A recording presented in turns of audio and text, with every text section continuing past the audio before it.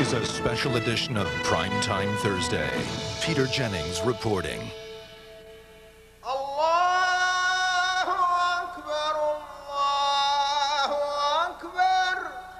In Cairo, in Baghdad, in Dhahran, and Beirut and Damascus, in Pakistan, and in Indonesia. All over the Muslim world, more than 1 billion Muslims are waiting to see what America will do next. We are the friends of almost 1 billion worldwide who practice the Islamic faith. President Bush knows they are watching. Nearly every day since September the 11th, he has sent a message to them. The enemy of America is not our many Muslim friends. It is not our many Arab friends. Our enemy is a radical network of terrorists. Why does President Bush keep saying this? I think the administration is quite aware that there is deep-seated suspicion in some quarters of in the Middle East towards U.S. foreign policy in the region. Bin Laden is a smart guy. He's capitalizing or trying to capitalize on the anti-American feelings that are deeply felt in the Arab and Muslim world. Every Muslim has a duty to stand up and fight for the victory of his religion. How real is the danger of greater conflict between America and Islam? I say that these events divided the whole world into two camps. A camp of faith without hypocrisy and a camp of infidels. Even if you get rid of Osama bin Laden tomorrow, you're going to have dozens and hundreds of Osama bin Ladens all over that part of the world. Tonight, a journey across the map of the Muslim world. A political, religious, and strategic minefield for America. Tonight, how careful the United States must be in order to win the battle against terror, without giving Osama bin Laden the greater war that he wants. Minefield, the United States and the Muslim world. Reporting from New York, Peter Jennings. Good evening, everyone, and thank you for joining us this evening. It has been, as you know, a month today since terrorists attacked the United States, and how much the world has changed since then. America is now at war. And that's one of the reasons that we built this huge map, so that in this next hour we may be able to better understand the complications and the challenges facing the United States, and particularly the Bush administration. The President has spoken to the nation today, and here's a little of what he had to say. How do I respond when I see that in some Islamic countries there is vitriolic hatred for America? I tell you how I respond. I'm amazed. I'm amazed that there's such misunderstanding of what our country is about that people would hate us. We think a great many Americans would have exactly the same reaction as President Bush, but Americans acknowledge, for the most part, they are not familiar with Islam. Take a look at a couple of statistics from a poll we have just done. 65% of people say they are unfamiliar with Islam. And as for a broader conflict with Islam as a whole, 66%, about the same percentage, are worried about a broader war with Islam, which takes us right back to the map. We built this map to give you and ourselves a sense of how enormous the Muslim world is. More than 1 billion people on the globe are Muslims, but in some respects it's so large you can't get it all into one studio. I'm standing in Afghanistan, which for now is very much the focus of attention for so many of us. But the Muslim world extends east from Afghanistan all the way to Indonesia, which doesn't make it into the studio. It's the most populous Muslim country in the world. And as we walk from east to west, there are Muslims in virtually every country. In Bangladesh, for example, which used to be part of Pakistan. In India, where there are actually almost as many, perhaps even more Muslims than there are in Pakistan. Pakistan, of course, a Muslim nation. Afghanistan, we know. Up here, just above Pakistan, are the 5 former republics of the Soviet Union with large Muslim populations, some of them interested in helping the United States in the war against terrorism, others not. China over here has a Muslim population about which it worries. Here's a country we're all familiar with, Iran. Remember the Iranian Revolution, the Muslim Revolution against the Shah of Iran? And we know something about Iraq, home of Saddam Hussein. Saudi Arabia, oil-rich, and the home of 2 of Islam's holiest places, Mecca and Medina. In Africa, the Sudan, Egypt, a long traditional ally. And here, tightly grouped together, where some of the most extreme tension in the Middle East occurs, Syria, Lebanon, Jordan, the Palestinian territories here, and Israel. We'll come back to all of them. And then out across North Africa to Libya, Algeria, and beyond Algeria, Morocco. These are all states which the United States is going to have to understand better, individually and collectively, if it's going to win the war against terrorism. So many people ask today, who's the enemy? Well, to understand that, let's go back to Afghanistan. Afghanistan's been fought over for many centuries. But in 1979, the Soviet Union, for its own reasons, occupied, or tried to occupy successfully, Afghanistan. And people from all over the Muslim world were attracted to come and fight the communists. They did so with American help. By the time the Soviets had been defeated and gone home 10 years later, and the United States took much less interest, many of the people who fought here had formed very important connections. But why is the United States the enemy? Well, there are a lot of reasons, and it's very, very complicated. But one of the ones we could begin by concentrating on has to do with the Gulf War at the beginning of the 1990s. When the United States came along and put together a coalition to drive the Iraqis out of Kuwait and contain Saddam Hussein, one of the leading members of the coalition was Saudi Arabia. And because such an important Muslim country, remember the two holy places are there, this infuriated many Muslims, particularly the extremists who've been taking it out on Saudi Arabia and other countries, and certainly the United States, ever since. December 1992, a hotel in Yemen, often used by U.S. military personnel, is bombed. It is believed to be the first terror attack by Osama bin Laden. February 1993, 6 people die and thousands are injured in a bombing at the World Trade Center. It is the first attack by Muslim extremists in the U.S.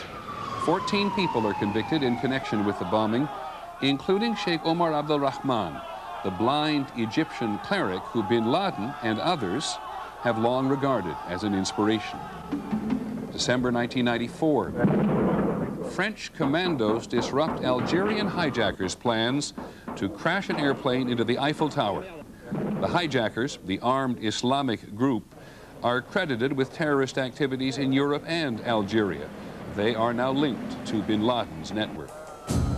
November 1995, 5 Americans are killed in a bomb attack on a U.S. military training center at Riyadh in Saudi Arabia. The 4 Saudi men convicted by Saudi Arabia confessed to being inspired by Osama bin Laden. June 1996. 19 Americans are killed and nearly 400 injured in the bombing of an apartment complex used by American servicemen at Dhahran in Saudi Arabia. The U.S. is still not certain who is responsible. November 1997. 58 tourists, mostly European, are ambushed and killed at Luxor in Egypt. The attack is blamed on one of the many Egyptian Islamic terrorist groups which are committed to overthrowing the Egyptian government and undermining American influence. August 1998. Suicide bombers simultaneously blow up the U.S. embassies in Kenya and Tanzania. 257 people are killed and thousands are injured. Osama bin Laden is indicted in New York in what is believed to be the first suicide bombing by his organization. The U.S. retaliates with missile attacks in the Sudan and Afghanistan. October 2000, suicide bombers with ties to bin Laden rammed the USS Cole while it's at Aden in Yemen. The explosion kills 17 sailors and injures 39 more.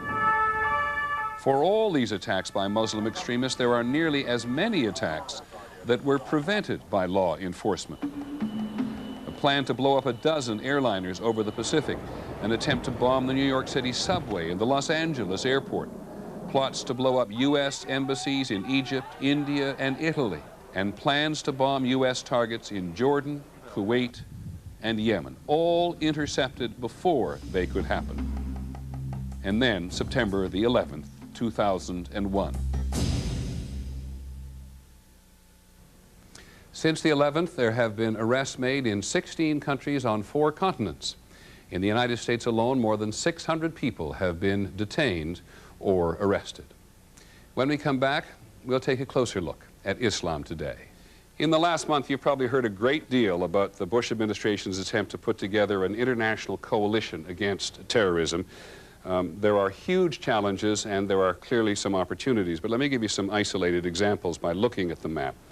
Here in Jordan, the king is very much in favor of a war against terrorism, and in fact terrorists have been caught in Jordan before. The leadership in Syria, very uncertain at the moment.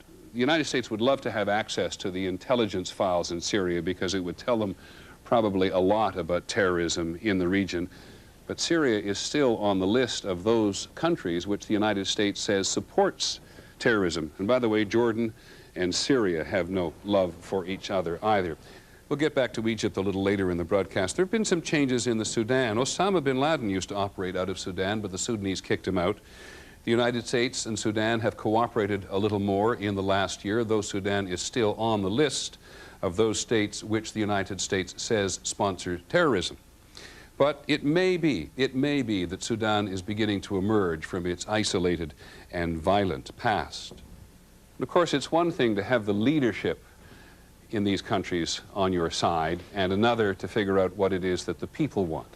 There's been so much talk about fundamentalism in the last few weeks, you might actually get the idea that the whole region is somehow mired in the past and that they all hate Americans. Well, here's a picture of the Muslim world you probably haven't seen yet. الجديدة اللي دخلت للشارت طريقة واحدة لنعرف. Let's do the countdown from number 15 to number 6. من بعدها بنكون مع الهوت شوت clip of the week. Here's a quick look at what's being broadcast on the Arab satellite stations these days, seen all over the Middle East. Chicken Deluxe الدجاج وبيف ديلوكس فرنسي في ماكدونالدز. The pharaohs left these people the pyramids. The Romans built cities. The American century has left its mark on the cradle of civilization. You're not keeping that old wallet. Why do you have such hatred for my wallet? On the whole, I think it has brought people closer to the Western culture. It has inevitably led to the Western culture invading their lives in many ways and them happily embracing it. Desmond Tutu, Dennis Ross. This is the Arabic version of Who Wants to Be a Millionaire? جوابني. جواب صح صاروا 8000 ريال. The U.S. influence can be seen everywhere. This is an American-style news broadcast for English speakers in the region. From Al Manar Channel in Beirut, this is our news bulletin. On a station owned by Hezbollah, the militant Islamic group in southern Lebanon known primarily for its kidnappings and its missile attacks on northern Israel. Israeli enemy warplanes violated the Lebanese airspace Thursday for the 4th consecutive day. It's Scottish Pride Day. I don't care if it's dressed like your Aunt Sally Day. Of course, those who tire of Western fare or don't like it can switch on the daily prayer from the mosque in Baghdad on Iraqi television. But not many do. By far the most popular station in the region is the new 24-hour news channel which broadcasts from the tiny state of Qatar on the Persian Gulf. This is Al Jazeera. I think it's really filled a void. Al Jazeera was there suddenly, providing people with impartial coverage, as much as that can be, of events taking place in their own region. Nothing became taboo anymore. You could speak of anything, of religion, of sex, of anything you could think of. The slogan of the station is all points of view. The significance of this on the leadership in the region is very big. They no longer feel that they can just do whatever they want and it will not be heard of. Al Jazeera is the favorite station of nearly everyone now, from teenagers to Osama bin Laden. When he wanted to talk about the American airstrikes on Afghanistan, he gave the tape to Al Jazeera. At no other time in history has the Muslim world been connected like this.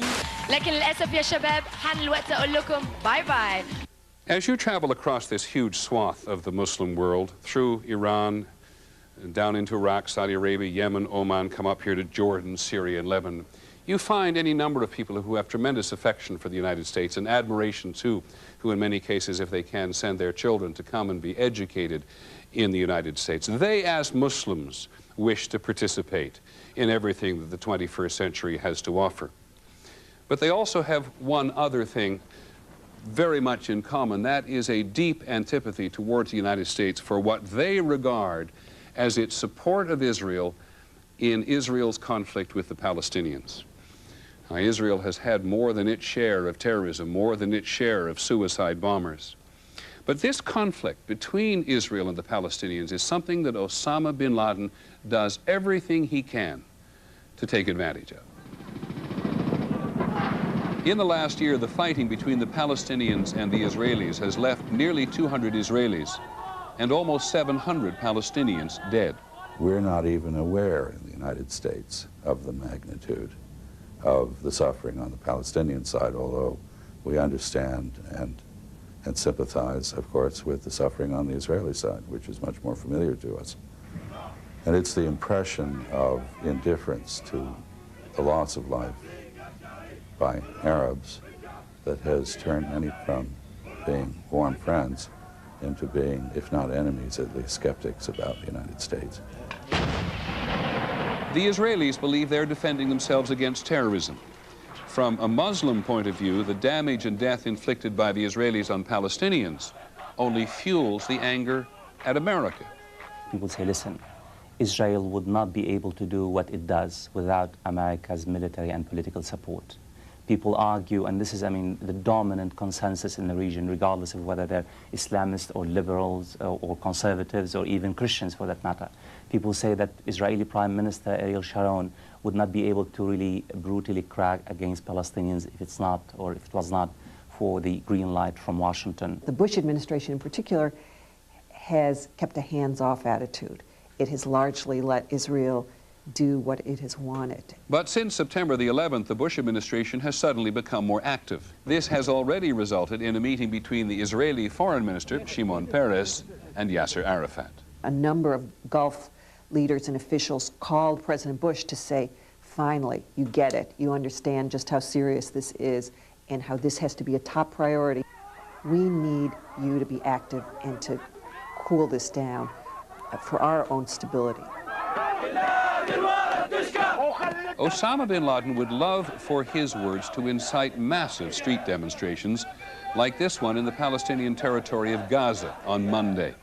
The Palestinian leader, Yasser Arafat, who has condemned the September 11th attacks on the U.S., sent his police in to break it up. It got out of control, which left Palestinians fighting Palestinians. Several demonstrators were killed, and Arafat is now being criticized by other Palestinians as a henchman for the American government. You don't have to go very far from the immediacy of the Palestinian-Israeli conflict to another enormous problem for the United States, which the Bush administration now has to manage. It's only about a footprint away on this map, a day's hard drive, say, from Jerusalem to Saudi Arabia. Herein lies 25% of the world's oil. Osama bin Laden was a Saudi citizen until they stripped him of his citizenship. Some of the hijackers on September the 11th were from Saudi Arabia. Saudi Arabia is enormously important to the West because of its oil, and it is most important to Muslims. Allahu Akbar. Saudi Arabia is home to the most important shrine in Islam. Devout Muslims pray 5 times every day in the direction of Mecca, where Islam's founder, Muhammad, was born. But Saudi Arabia as a whole is a cauldron of contradictions. Saudis practice one of the most austere and conservative forms of Islam, but it is also a country that has become fabulously rich in less than half a century, thanks to the discovery of oil. The U.S. relationship with Saudi Arabia goes back to the early 1930s, when King Saud gave Standard Oil of California the right to prospect here. Every American president since Franklin Roosevelt has committed the United States to protect the Saudi monarchy from any external threat. The U.S.-Saudi relationship is clearly based on mutual self-interest, But here is the problem. Saudi Arabia is a virtual dictatorship, and the United States doesn't talk about human rights in Saudi Arabia, even though the State Department's own human rights report says that the monarchy in Saudi Arabia prohibits the establishment of political parties, suppresses opposition views, and prohibits or restricts freedom of speech, the press, assembly, association, religion, and movement. How America treats the Muslim world when it comes to human rights is a big issue in the political imagination of Arabs and Muslims. They believe the United States wants dictatorships to remain in that part of the world because it gives it an easier access to exploit the resources of the region and also to dominate the area. There's a lot of anger at this. There's a lot of feeling of, for some people, even betrayal that the U.S. is not standing up for its principles of freedom of expression and democracy. There's a catch-22 in U.S. policy towards the Arab world. It's the following. On the one hand, as in every region in the world, we would like to see democratic regimes that respect free elections, human rights, right of free expression. And we are aware of the fact that regimes that repress their people tend to foment the kind of radicalism and violence that we see all too often. On the other hand, if those regimes were to open up, the short-term beneficiaries would almost certainly be those radical religious groups that we most fear. The United States saw its problem in the region compounded a decade ago in the war against Saddam Hussein to liberate Kuwait and, incidentally, to protect the oil fields of Saudi Arabia. The U.S. and the Saudi royal family agreed that the kingdom could be used as a military launching platform to extend U.S. power in the region. U.S. forces are still there. Using Saudi Arabian land, this was something that Islamists and regular people and even liberals in Saudi Arabia did not like at all. Kuwait was liberated, so why American soldiers stay there? They should go back home. And since then, and this is very significant, it is the first time in the Islamic history that foreign troops established themselves in the Holy Land of Arabia. We'll continue our journey through the minefield that is the Muslim world in just a moment. In many cases, as we will see in the Muslim world, Islam is struggling with itself. Iran today is a good example. But in 1979, Iran was struggling with the United States. This is what Islamic militants across the region today would like to see happen in any number of countries. These were the crowds of furious, ordinary Iranians who rose up and overthrew the Shah of Iran. The Shah was, until then, America's staunchest ally in this region, until Ayatollah Khomeini decided he had to go. And because the United States was so closely aligned with the Shah, the anger turned against America after he fell. The Iranian Revolution was, as you'll remember, inspired by Ayatollah Khomeini, but it ultimately involved the whole nation. Certainly, many of them were very young. Here's another challenge for the United States today. In Egypt, the Egyptian leader Hosni Mubarak is pretty much on board the coalition. After all, Egypt gets about $2 billion in aid a year from the United States. But here again, we have an issue where the United States has a challenge dealing with a new generation. Throughout the Muslim world, more than 50% of the population, in some countries it's almost 3/4 of the population, is 25 or under. Egypt has a population of 70 million today. 55% are under 25. Many of them come to work or study in the intellectual capital of the Arab world, Cairo. It is a cradle of an ancient tradition, but Cairo is equally cosmopolitan and alive with modern ideas. We spoke to some students who voiced a range of responses to the events of September 11th. Some of them sounded measured and thoughtful. I believe the people that did this are brainwashed. They don't know what they're doing. Maybe they're, you know, like the Nazis when they used to take children and train them and show them videos, and they were educated in a way to make them believe so and so. I believe the people who did this are like this. Others find a longtime enemy to blame. I think the Israeli Zionists did it, so they can turn the U.S. on the Arabs and Islam, so they can be free to do whatever they want in Jerusalem. Many young Egyptians don't speak English. Many don't go to school. Millions are desperately poor and have no hope of being otherwise. It is not something that young Egyptians can easily seek to change through the political process. Egypt is an authoritarian state. That is, all legitimate avenues of participation are controlled by the government. Youth between 16 and 25 have no way to participate in politics except, unfortunately, by going underground. This thing called politics is dangerous. You go to a mosque, however, and there you find a community, and you're able to discuss things. A lot of these bottled up ideas and frustrations are given a breathing space in mosques. Most young Muslims in Egypt take their religion seriously, and for the vast majority, it is a faith devoted to peace. The twist, that's the interesting thing. It is the interesting juncture is when this private religiosity translates itself or transforms itself into a public act of defiance.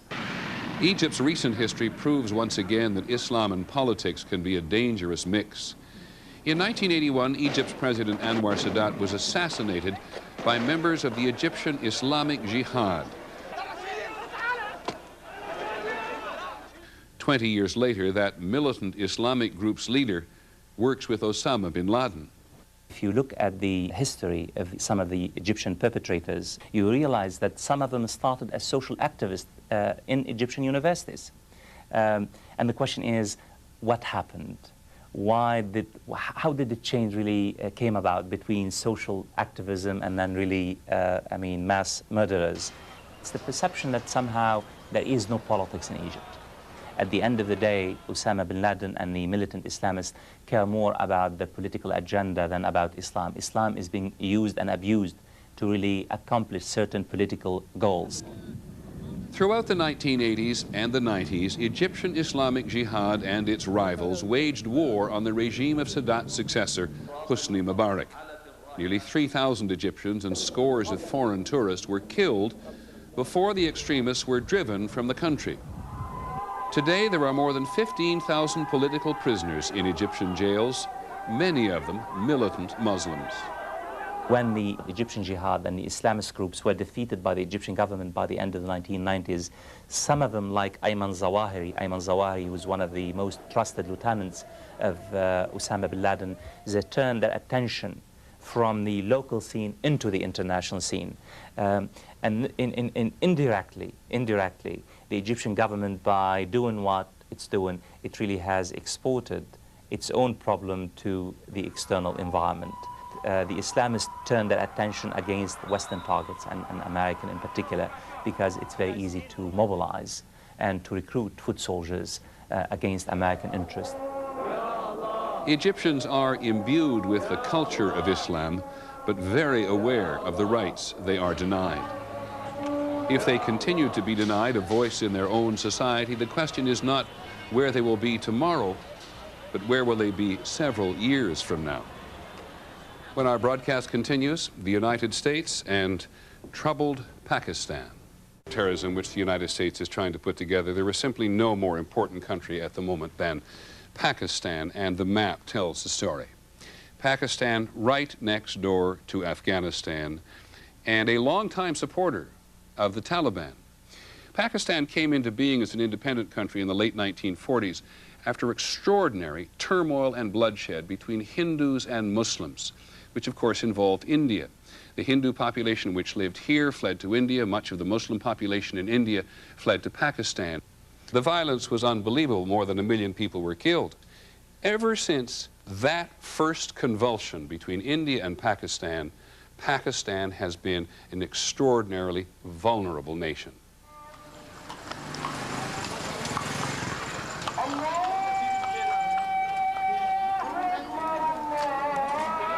Pakistan literally means land of the pure.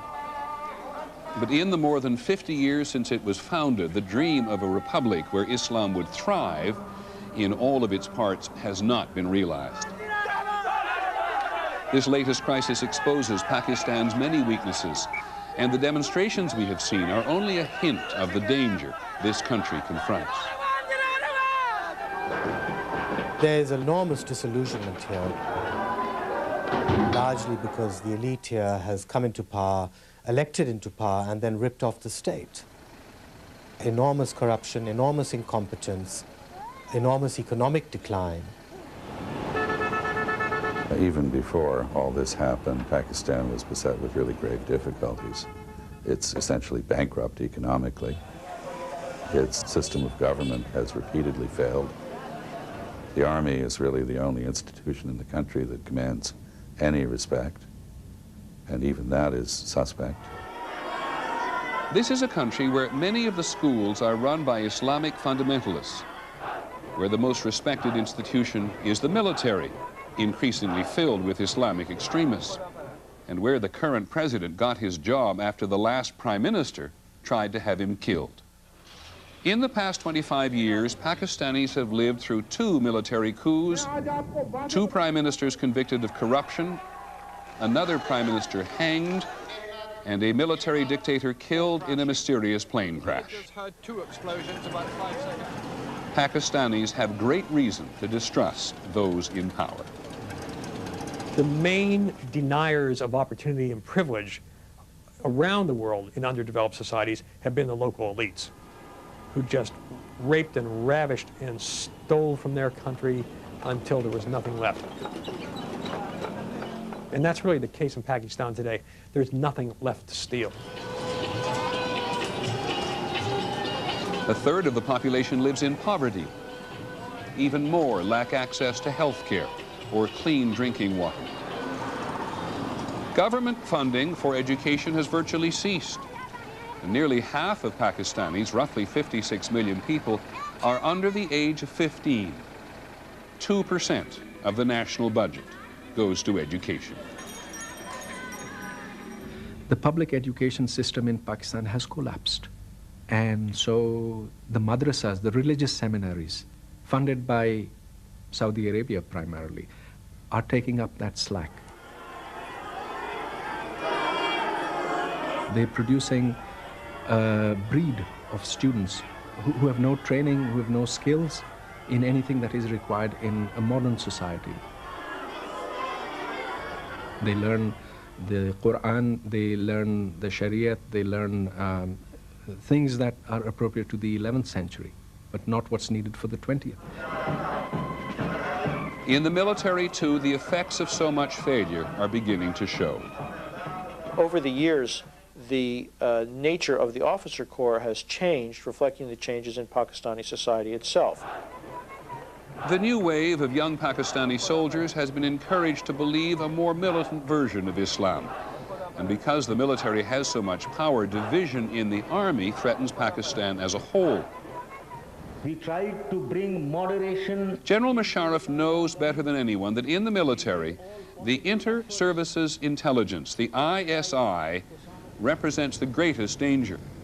The ISI is like the CIA, the FBI, and the Secret Service, all rolled into one. Hamid Gul is the former director of the ISI, and here is what he says about the United States since September the 11th. They are using this great human tragedy, this very, very despicable event, to advance their strategic interest. They have a blueprint to rule the world for next 100 years. 21st century must belong to America. General Musharraf's reaction to the challenge that President Bush gave him, which was to declare which side he was on, was probably the only correct response. But it's very, very risky for Pakistan. Very risky for Pakistan.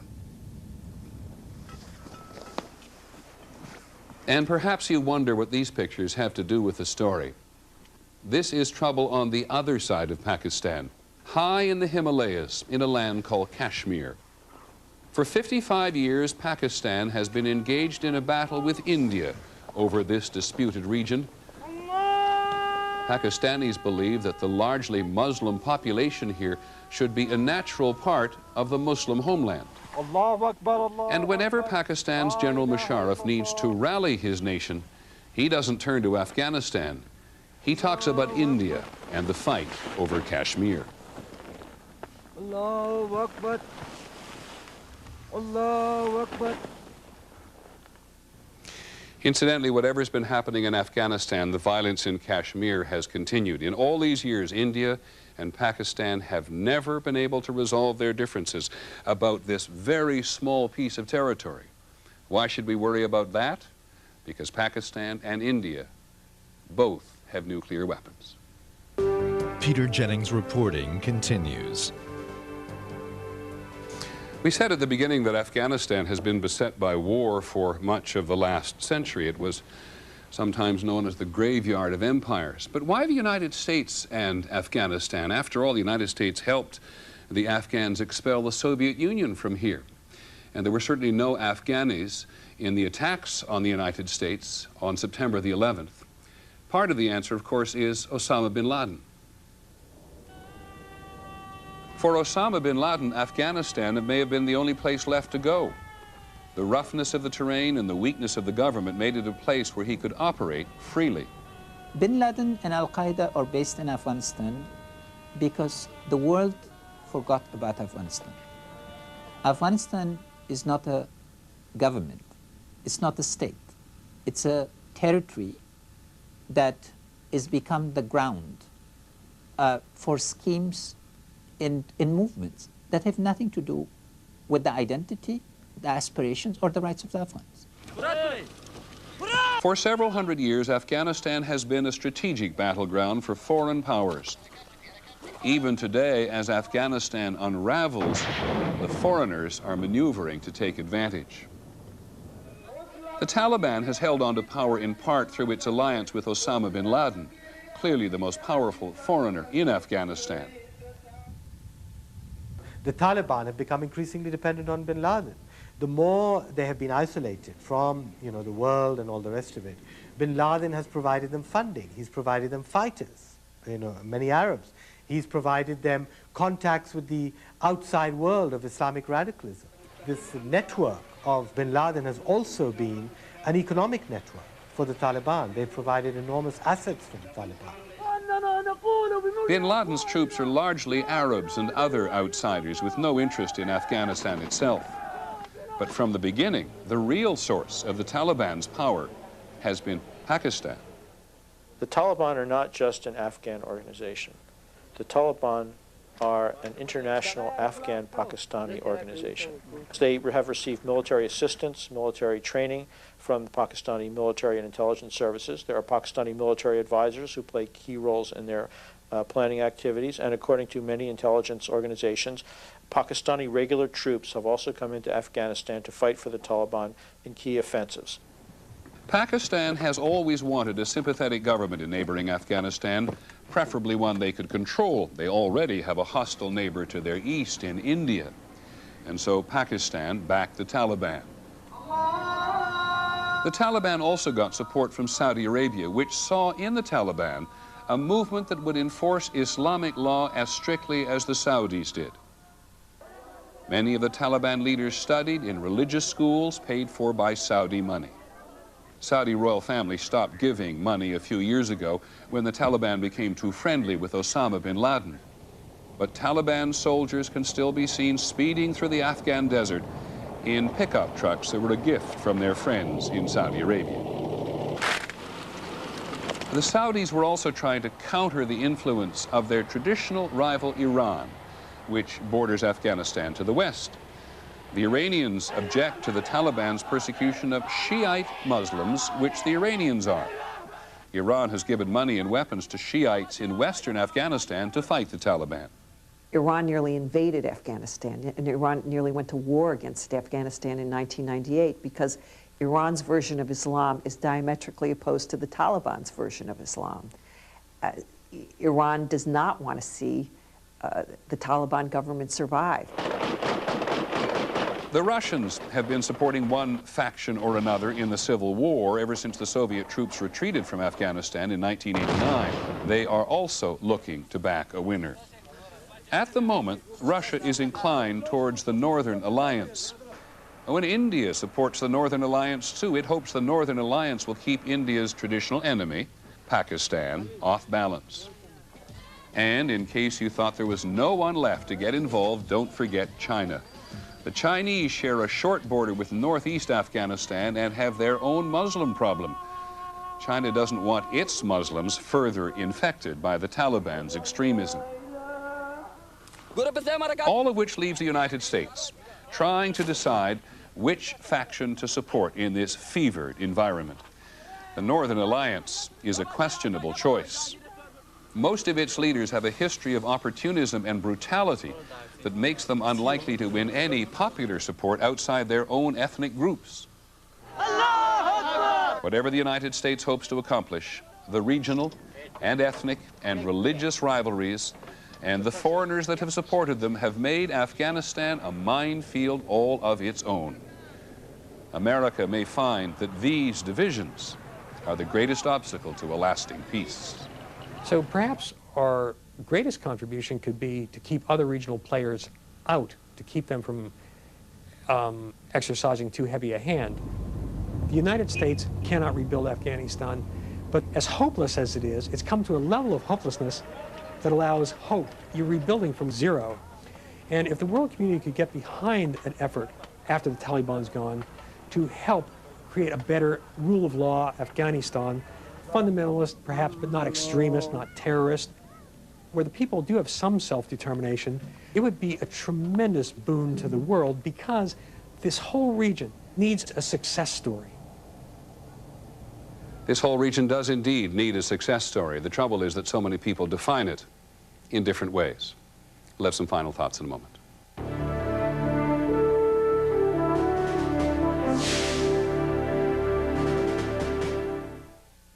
Just before we leave, a couple of final thoughts. We recognize that an hour is only enough to scratch the surface of the Muslim world, and yet to learn some things.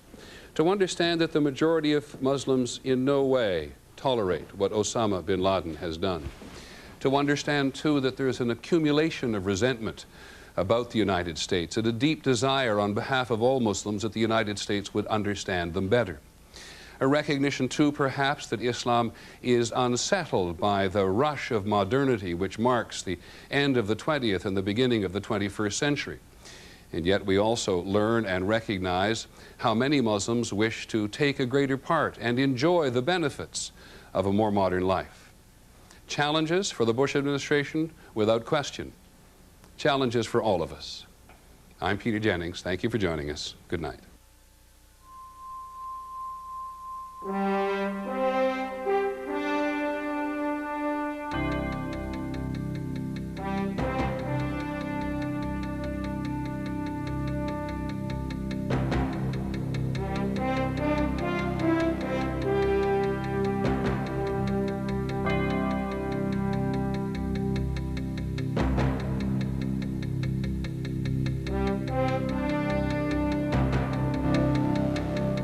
This has been a presentation of ABC News. More Americans get their news from ABC News than from any other source. Tom Hanks in Apollo 13, ABC Saturday. Watching the Associated Press News Station of the Year. Now, trying to capitalize on the anti-American feelings that are deeply felt in the Arab and Muslim world. Every Muslim has a duty to stand up and fight for the victory of his religion. How real is the danger of greater conflict between America and Islam? I say that these events divided the whole world into two camps. A camp of faith without hypocrisy and a camp of infidels. Even if you get rid of Osama bin Laden tomorrow, you're going to have dozens and hundreds of Osama bin Ladens all over that part of the world. Tonight, a journey across the map of the Muslim world. A political, religious, and strategic minefield for America. Tonight, how careful the United States must be in order to win the battle against terror, without giving Osama bin Laden the greater war that he wants. Minefield, the United States and the Muslim world. Reporting from New York, Peter Jennings.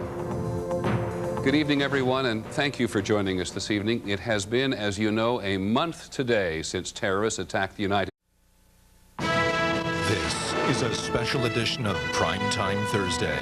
Peter Jennings reporting.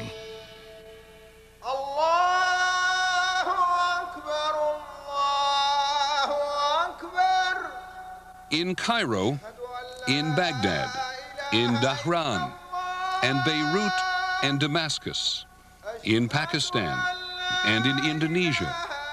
All over the Muslim world, more than 1 billion Muslims are waiting to see what America will do next. We are the friends of almost 1 billion worldwide who practice the Islamic faith. President Bush knows they are watching. Nearly every day since September the 11th, he has sent a message to them. The enemy of America is not our many Muslim friends. It is not our many Arab friends. Our enemy is a radical network of terrorists. Why does President Bush keep saying this? I think the administration is quite aware that there is deep-seated suspicion in some quarters of in the Middle East towards U.S. foreign policy in the region. Bin Laden is a smart guy. He's capitalizing or trying. States, and how much the world has changed since then. America is now at war. And that's one of the reasons that we built this huge map, so that in this next hour we may be able to better understand the complications and the challenges facing the United States and particularly the Bush administration. The President has spoken to the nation today, and here's a little of what he had to say. How do I respond when I see that in some Islamic countries there is vitriolic hatred for America? I tell you how I respond. I'm amazed. I'm amazed that there's such misunderstanding of what our country is about that people would hate us. We think a great many Americans would have exactly the same reaction as President Bush, but Americans acknowledge, for the most part, they are not familiar with Islam. Take a look at a couple of statistics from a poll we have just done. 65% of people say they are unfamiliar with Islam. And as for a broader conflict with Islam as a whole, 66%, about the same percentage, are worried about a broader war with Islam, which takes us right back to the map. Home of Saddam Hussein, Saudi Arabia, oil-rich, and the home of two of Islam's holiest places, Mecca and Medina. In Africa, the Sudan, Egypt, a long traditional ally. And here, tightly grouped together, where some of the most extreme tension in the Middle East occurs, Syria, Lebanon, Jordan, the Palestinian territories here, and Israel. We'll come back to all of them. And then out across North Africa to Libya, Algeria, and beyond Algeria, Morocco.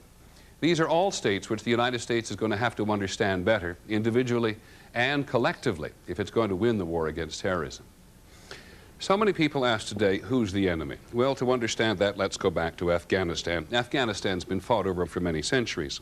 But in 1979, the Soviet Union, for its own reasons, occupied, or tried to occupy successfully, Afghanistan. And people from all over the Muslim world were attracted to come and fight the communists. They did so with American help. By the time the Soviets had been defeated and gone home 10 years later, and the United States, we built this map to give you and ourselves a sense of how enormous the Muslim world is. More than 1 billion people on the globe are Muslims. But in some respects, it's so large you can't get it all into one studio. I'm standing in Afghanistan, which for now is very much the focus of attention for so many of us. But the Muslim world extends east from Afghanistan all the way to Indonesia, which doesn't make it into the studio. It's the most populous Muslim country in the world. And as we walk from east to west, there are Muslims in virtually every country. In Bangladesh, for example, which used to be part of Pakistan. In India, where there are actually almost as many, perhaps even more Muslims than there are in Pakistan. Pakistan, of course, a Muslim nation. Afghanistan, we know. Up here, just above Pakistan, are the 5 former republics of the Soviet Union with large Muslim populations, some of them interested in helping the United States in the war against terrorism, others not. China over here has a Muslim population about which it worries. Here's a country we're all familiar with, Iran. Remember the Iranian Revolution, the Muslim revolution against the Shah of Iran? And we know something about Iraq.